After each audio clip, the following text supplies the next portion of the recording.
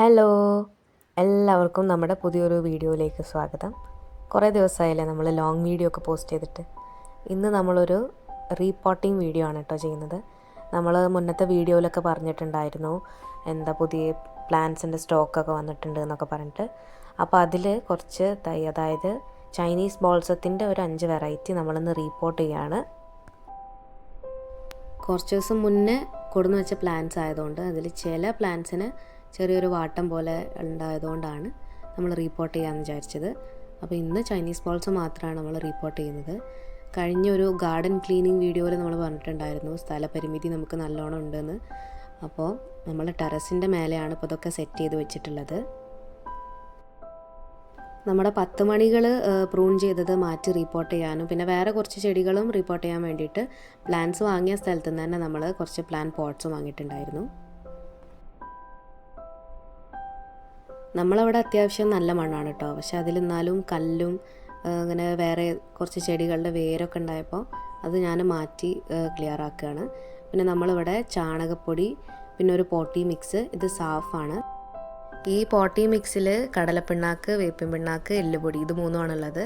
ചാണകപ്പൊടി വേറെ സെപ്പറേറ്റ് വാങ്ങിയിട്ട് നമ്മുടെ മണ്ണും കൂടിയായിട്ട് നന്നായിട്ട് മിക്സ് ചെയ്യുന്നുണ്ട്. ഇതേപോലെ റീപോട്ടിങ്ങിൻ്റെ പരിപാടികളൊക്കെ ഉണ്ടാകുമ്പോഴാണ് ഗാർഡനിങ് ടൂൾസിൻ്റെ ആവശ്യം നമുക്ക് നല്ല മനസ്സിലാവുന്നത്.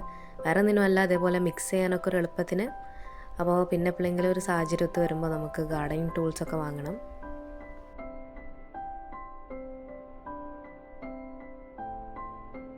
ആ ചാണകപ്പൊടിയും പോട്ടി മിക്സൊക്കെ എല്ലായിടത്തും എത്തുന്ന രീതിയിൽ നന്നായിട്ട് മിക്സ് ചെയ്യുക. ഞാൻ പറഞ്ഞല്ലോ നമ്മുടെ വീട്ടിലെ മണ്ണ് അത്യാവശ്യം നല്ല വളക്കൂറുള്ള മണ്ണാണെന്ന്. ഇതൊക്കെ മണ്ണിൽ നിന്ന് കിട്ടിയതാണ് കേട്ടോ. പിന്നെ നമ്മൾ ചെയ്യുന്നത്, ഇത് വാഴയിലയാണ്, അത് നമ്മൾ ഉണക്കി വെച്ചതാണ്.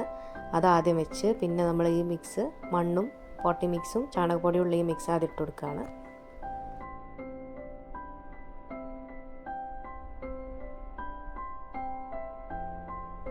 എപ്പോൾ നമ്മൾ റീപോർട്ട് ചെയ്യുമ്പോഴും അതിൻ്റെ ഡ്രെയിനേജ് നന്നായിട്ടുണ്ടെന്ന് നമ്മൾ ഉറപ്പ് വരുത്തണം.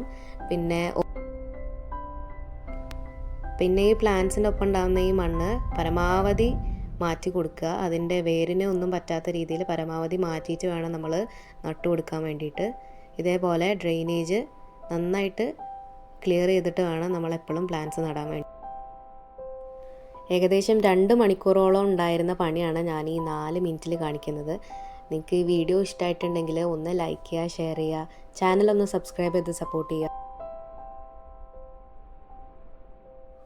ഗാർഡനെ പറ്റിയിട്ടും ഫ്ലവേഴ്സിനെ പറ്റിയിട്ടും പ്ലാന്റ് സെയിലിനെ പറ്റിയിട്ടൊക്കെ നമ്മൾ കുറേ വീഡിയോസ് നമ്മുടെ ചാനലിൽ പോസ്റ്റ് ചെയ്തിട്ടുണ്ട്.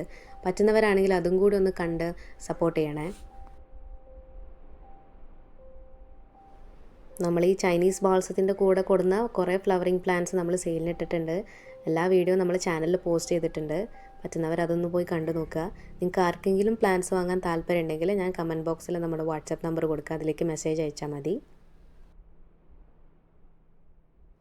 നഴ്സറിയിൽ നിന്ന് വാങ്ങുന്ന മിക്ക പ്ലാന്റ്സിൻ്റെയും മണ്ണ് ഇതേപോലെ കട്ടിയായിട്ടാവും ഉണ്ടാവുക.